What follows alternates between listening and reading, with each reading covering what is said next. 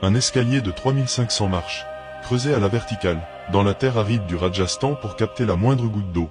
Localisé en Inde à Abanri, état du Rajasthan. Pour bien comprendre, Chand Baori est un puits à degrés construit autour du 9e siècle. Il mesure 30 mètres de profondeur, 13 étages et 3500 marches. Il permettait de collecter l'eau de la mousson et de la conserver toute l'année. Sa structure refroidissait l'air ambiant de plusieurs degrés, offrant un abri thermique. Prépare-toi, c'est là que ça devient intéressant. Les escaliers forment une symétrie géométrique parfaite sur 3 côtés. Il fallait creuser droit à grande profondeur sans perdre la verticalité ni l'équilibre latéral. Les parois restent d'une stabilité remarquable depuis plus de 1000 ans. Aucune trace écrite ne décrit les techniques d'excavation et de stabilisation. À ce jour, il reste l'un des puits les plus profonds et précis jamais réalisés sans outils motorisés. Dis-moi ce que tu en penses en commentaire. PS, il y a les sources en description.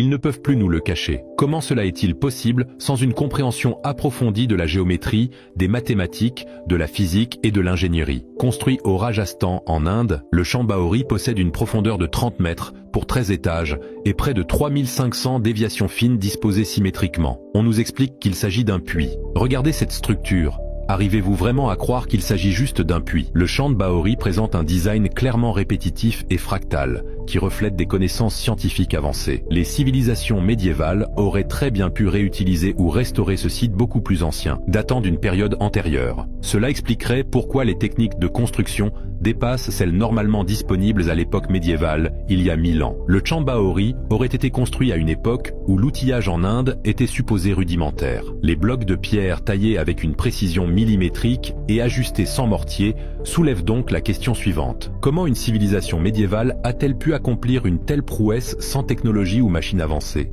Écoute, je pense vraiment qu'il est l'heure de s'éveiller.